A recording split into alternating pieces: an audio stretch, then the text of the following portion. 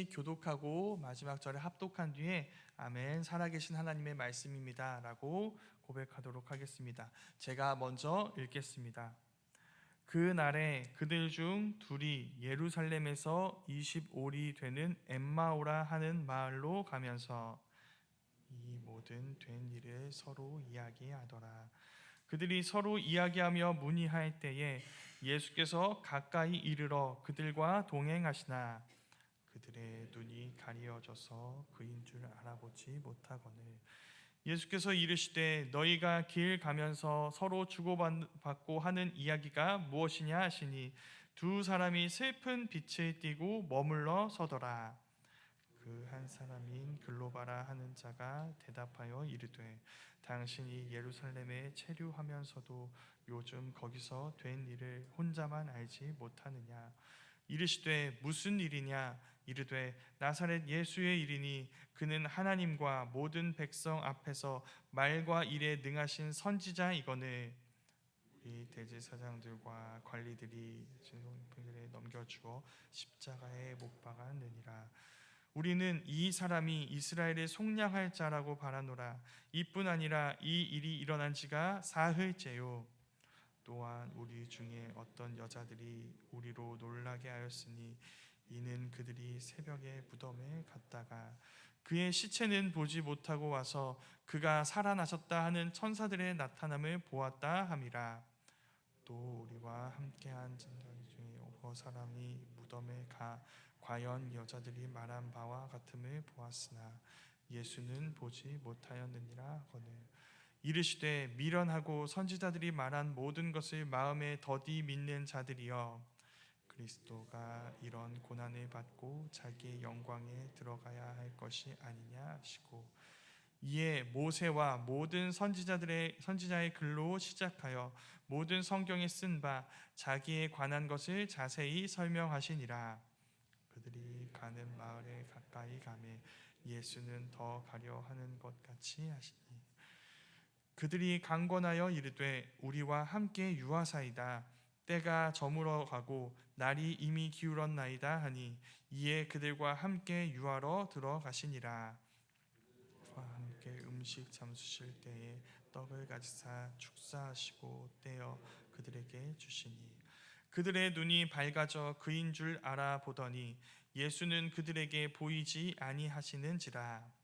그들이 서로 말하되 길에서 우리에게 말씀하시고 우리에게 성경을 풀어 주실 때에 우리 속에서 마음이 뜨겁지 아니하더냐 하고 곧 그때로 일어나 예루살렘에 돌아가 보니 11 제자 및 그들과 함께한 자들이 모여 있어 말하기를 주께서 과연 살아나시고 시몬에게 보이셨다 하는지라. 우리 합독하도록 하겠습니다. 두 사람도 길에서 된 일과 예수께서 떡을 떼심으로 자기들에게 알려주신 것을 말하더라.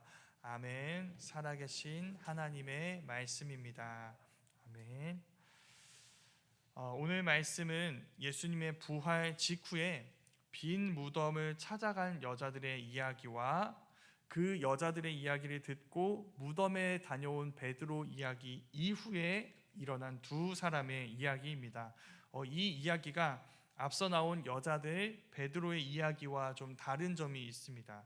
여자들과 베드로는 어찌됐든 예수님을 만나러 갔습니다. 빈 무덤을 향해 나아갔습니다. 그런데 오늘 말씀에서 이 두 사람은 그렇게 하지 않습니다. 예수님을 만나러 가는 것이 아니라 예수님의 무덤가에 찾아가는 것이 아니라 아예 예루살렘을 떠나고 있습니다. 또 하나의 차이점이 있다면 무엇일까요? 무덤에 간 여인들과 베드로는 예수님을 보지 못했습니다. 그런데 이 두 제자는 부활하신 예수님을 만났습니다. 예수님과 동행하고 예수님과 대화를 나누고 마침내 예수님을 알아보게 됩니다. 이것만으로도 우리에게 좀 굉장히 큰 은혜가 되는 것 같습니다. 이 두 사람은 예수님의 12제자에 속한 사람들이 아닙니다. 그들과 함께 지냈던 다른 사람들이죠. 그들은 예수님의 죽음 이후 무덤에까지 찾아가는 열의를 보였던 여인들과 다르고 그 여인들의 보고를 듣고 무덤에 찾아갔던 베드로와도 다릅니다. 그들은 예수님을 찾아가려 하는 사람들이 아니라 떠나가려 하는 사람들입니다. 그런데 예수님은 그 찾아가려 하는 사람들이 아니라 이 떠나가려 하는 사람들을 찾아오십니다. 그래서 이 두 제자의 이야기는 우리의 이야기를 좀 많이 닮았습니다. 이들은 예수님의 죽음으로 모든 것이 끝났다고 생각했습니다. 그것처럼 우리도 자주 예수님이 전혀 느껴지지 않는 어둠 속에서 혼자 남겨진 것 같은 영혼의 밤을 지나는 순간들이 있습니다. 그게 신앙적으로든 사회적으로든 관계의 문제든 성과의 문제든 하나님이 우리 기대대로 움직이지 않으세요. 우리의 생각대로 나타나지 않으십니다. 그래서 우리는 자주 낙심하고 절망하여 예루살렘을 떠나 엠마오로 향할 때가 많이 있는 것입니다. 그러나 소망이 있는 것은 예수님은 그런 우리를 추적하신다는 것입니다. 주님은 우리가 주님을 떠나는 길에도 동행하시는 분이십니다. 우린 다 그 은혜 때문에 여기 있는 사람들입니다. 우리가 주님을 떠난 적이 없어서가 아니라 주님이 우리를 떠난 적이 없으시기 때문이죠. 우리는 주님을 찾다가 만난 사람들이 아니라 주님을 떠나가다 만난 사람입니다. 그래서 주님을 찾게 된 사람들인 것이죠.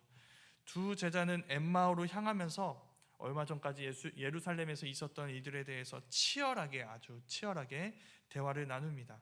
그때 예수님이 다가와 그들과 동행하기 시작하십니다. 이때 이상하게도 이들은 예수님을 알아보지 못합니다. 그 사실이 알려주는 것이 있습니다. 우리는 우리와 동행하는 예수님을 알아보지 못할 수 있습니다. 예수님이 느껴지지 않는다고 예수님이 우리 곁에 없는 것이 아닙니다. 그러니까 우리가 신뢰해야 할 것은 무엇일까요? 예수님이 내 곁에 없는 것처럼 느껴진다는 그 느낌이 아닙니다. 주님이 부활하셨다는 말씀을 믿어야 합니다. 우리의 느낌이 아니라 그 여인들이 전해졌던 그 소식, 부활의 소식을 믿어야 하는 것이죠. 이게 그 대화, 지금 나누는 이 대화에서 드러납니다. 예수님이 그들에게 물으십니다. 무슨 대화를 그렇게 진지하게 나눕니까? 여기에 글로바라 하는 사람이 곧바로 대답하지 않습니다. 우리 이런 대화를 나누고 있습니다 라고 말하지 않습니다. 보아하니 예루살렘에서 오는 것 같은데 거기서 최근에 일어난 일을 알지 못합니까? 그리고 이렇게 대화를 이어갑니다. 지금 우리가 나누는 대화는 나사렛 예수에 관한 일입니다. 그는 하나님과 모든 백성 앞에서 행위와 말로 능력을 보여주신 선지자였습니다. 그런데 대제사장들과 우리 지도자들이 그를 사형 판결에 넘겨 십자가에 못 박았습니다. 중요한 건 이제 여기입니다. 지금 일어난 사건에 대해서 얘기했고 이제 이 사건의 의미, 이 사람들이 받아들인 이 사건의 해석에 대해서 이렇게 이야기합니다. 우리는 이 사람이 이스라엘을 속량할 자라고 믿었습니다. 그 무슨 뜻일까요? 그가 속량할 자가 아니었다고 이 사건을 해석한 것입니다. 여기서 속량이라는 말은 과거 이스라엘이 이집트의 압제에서 자유를 얻은 것처럼 해방되는 것을 의미합니다. 이 속량을 바라는 이유는 지금 이스라엘의 상황이 그 이집트 노예의 때와 같기 때문입니다. 이스라엘은 바벨론 포로기 때처럼 지금 이방 제국 로마의 압제 속에 있습니다. 이들은 거기서 우리를 자유하게 해줄 이가 바로 이 나사렛 예수라고 믿었던 것입니다. 그런데 그 나사렛 예수가 유대 지도자들의 모함과 로마의 형 집행으로 십자가에서 죽임을 당한 것이죠. 이건 누가 봐도 패배다.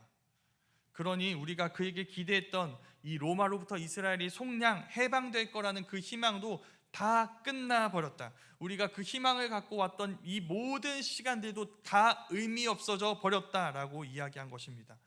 그런데 갑자기 느닷없이 지금 오늘입니다. 이 이야기를 나누는 이 날입니다. 이 날 아침에 여자들이 이런 얘기를 했다고 합니다. 그가 부활하셨다. 우리가 그의 무덤에 가봤는데 그의 시체를 찾을 수 없었고 천사들이 우리에게 그가 부활하셨다는 소식을 전해주는 것을 듣게 되었다. 이 얘기를 듣고 한 제자가 그 무덤에 갔다 왔는데 그 역시도 무덤에서 시체를 보지 못했다라고 이야기를 들려줍니다. 자, 이 이야기는 기쁜 소식이어야 할 것 같습니다. 예수님의 시체를 찾을 수 없었대요. 천사들이 예수님 부활했다고 이야기를 했대요. 천사들이 이야기했대요. 사람이 아니라 천사들이 거짓말을 할 수가 있을까요?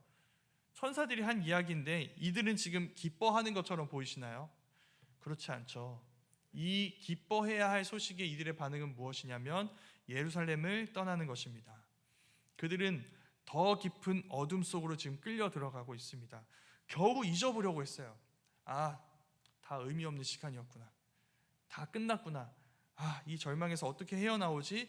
겨우겨우 마음을 다스리고 있는데 갑자기 말도 안 되는 소리를 하는 사람들이 와서 그의 시체가 없어졌다는 말로 우리에게 들려주는 바람에 그 시체를 도둑맞게 된 이 현실 속에서 우리는 실체, 그 예수의 시체 탈취범으로 오해받을 수 있는 상황에 처하게 되었구나.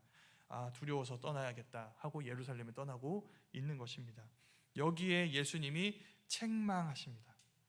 예수님의 진단에 따르면 이 사람들이 절망한 이유는 성경을 믿지 않았기 때문입니다. 지금 이들이 기대했던 메시아는 성경이 말하는 메시아와 다릅니다. 이들이 생각하는 메시아는 고난과 상관없는 자입니다. 그는 강한 군사력과 무력으로 로마 제국을 힘으로 무너뜨리고 이스라엘을 새로운 로마 제국 같은 강대국으로 만들어주고 그 왕자에 앉아야 하는 자, 이게 그들이 생각했던 메시아입니다. 이 세상의 나라와 전혀 다를 게 없죠. 그러나 하나님은 하나님 나라를 세우기 위해 탱크를 보내지 않으셨습니다. 세상의 죄를 짊어지시고 고난 당하실 예수 그리스도를 보내주신 것이죠. 이 세상의 방법대로가 아니라 하나님의 말씀과 하나님의 방법대로 고난을 당하시고 영광에 들어가셔서 하나님 나라를 세우는 왕, 그게 진짜 성경이 말하는 그리스도인 것입니다. 이게 예수님의 대답이었습니다. 예수님은 절망하는 그들에게 성경을 가르쳐 주셨습니다. 성경이 무엇을 말하는지, 메시아에 대해서 어떻게 이야기하는지에 대해서 말씀해 주셨습니다. 이게 메시지입니다. 예수님은 자신을 알아보지 못하는 이들에게 자신을 드러내지 않으셨습니다. 대신 성경을 가르치셨죠. 이 두 사람이 예수님을 그저 과거에 자기들이 알던 그 예수님으로 아는 것을 원치 않으셨습니다. 그들이 자신들의 잘못된 지식과 잘못된 기대와 잘못된 소망을 버리고 진짜 성경이 말하는 그 메시아에 대해서 알게 되고 그 메시아가 바로 예수님이라는 것을 알게 되기를 원하셨던 것입니다. 이것이 알려줍니다. 늘 그런 것은 아니지만 우리가 자주 실망하는 그러니까 늘 그런 것은 아니지만 우리의 신앙이 자주 실망하는 포인트는 우리의 잘못된 기대 때문일 때가 많습니다. 늘 그런 것은 아닙니다. 그러나 그럴 때가 많이 있습니다. 그래서 우리의 잘못된 신앙적 기대가 무너져서 절망이 찾아올 때 우리가 해야 하는 것은 무엇일까요? 우리의 지식을 다시 점검하는 일입니다. 우리의 기대가 정말 성경이 이야기하는 기대인지를 다시 점검해 봐야 합니다. 우리가 알아왔던 하나님이 정말 성경이 말하는 그 하나님이었는지를 말씀을 통해 살펴봐야 하는 것이죠. 그 말은 곧 위기는 기회가 될 수 있다는 뜻입니다. 이런 절망의 순간에 우리는 그동안 믿어 의심치 않았던 잘못된 지식을 발견하게 되고 그 순간을 터닝 포인트로 삼을 수 있는 것이죠. 두 제자는 지금 그 포인트에 서 있습니다. 그런데 아직 터닝까지는 가지 못했습니다. 이들은 그 포인트는 이 식사 자리에서 오게 되는데 엠마오에 도착합니다. 이 두 제자와 예수님이. 근데 예수님이 더 가려고 하세요. 그러자 이 두 제자가 예수님 만류하고 같이 유하고 식사 자리를 갖자고 이야기합니다. 그래서 이제 식사 자리를 갖게 됩니다. 여기서 위치가 바뀌게 됩니다. 두 제자가 식사의 초대자이고 예수님은 손님입니다. 그런데 여기서 예수님이 이 식사의 초대자가 되시고 이들이 손님이 됩니다. 예수님이 빵을 들고 축사하시고 떼어서 그들에게 주십니다. 바로 그때 이들의 눈이 열리게 됩니다. 예전에 예수님과 함께 식사했을 때 그 모습이에요. 우리가 알던 그 모습이에요. 그 모습이 재현되고 이분이 예수님이라는 것을 알게 됩니다. 근데 그 순간 예수님이 사라지시죠. 이 부분이 우리에게 무엇을 알려줄까요? 지금 이 제자들의 이 여정을 보면은 우리가 공통적으로 알게 되는 것이 있습니다. 이들은 두 번이나 과거가 부정당하는 것을 경험했습니다. 첫 번째는 무엇일까요? 예수님이 십자가에 못 박혀 죽으셨습니다. 그러니까 그 예수님을 기대했던, 이스라엘의 속량할 자라고 기대했던, 잘못된 기대를 갖고 있었던 이 과거가 다 어떻게 된 걸까요? 의미 없어져 버린 것이죠. 그때 그 시간이 다 의미 없는, 쓸모없는 시간이 된 것 같은 것을 경험했습니다. 이게 첫 번째입니다. 두 번째는 무엇일까요? 예수님이 길에서 성경을 풀어주셨습니다. 그러니까 예수님의 말씀을 듣고 보니 우리가 알아왔던, 예수님에 대해서 알아왔던 그 지식이 다 잘못된 것처럼 느껴지는 것이죠. 그것을 갖고 살아왔던 이 과거가 다 의미 없는 것처럼 느껴지는 것을, 부정당하는 것을 경험했던 것입니다. 그런데 지금 여기에서 어떤 일이 일어나고 있을까요? 예수님이 과거에 그들이 알던 그 모습으로 나타나고 계세요. 내가 잘못 알아왔던 것은 사실입니다. 그런데 그때 그 순간에 내가 봤던 그 예수님의 그 모습으로 예수님이 나에게 나타나신 것입니다. 그러니까 이 말씀이 무엇을 알려주는 걸까요? 그들이 과거에 예수님이 잘못 알고 있었던 그 순간에 예수님과 함께 했던 시간들 역시도 의미가 있다는 것을 알려줍니다. 그 시간은 부정당한 시간이 아닙니다. 그때 그 모습으로 예수님이 보여주시고 그들에게 나타나시는 것입니다. 또 한 가지는 이것입니다. 예수님이 두 제자를 찾아와 재현하신 모습은 특별한 모습이 아닙니다. 어떤 모습인가요? 길에서 그들과 동행하시는 모습입니다. 함께 밥을 먹는 모습입니다. 이전에 이 두 제자가 예수님과 함께 했던 그 일상 가운데로 예수님이 찾아오신 것이죠. 그래서 우리의 일상이 중요합니다. 이들이 온전히 예수님을 믿게 된 그 자리는 기적의 순간이 아니라 일상의 자리였습니다. 길에서 같이 길을 걷고 밥을 먹는 그 자리를 통해 이들은 예수님을 알아보게 되고 예수님을 믿게 됩니다. 그 일상의 자리를 소중히 여겨야 하는 것이죠.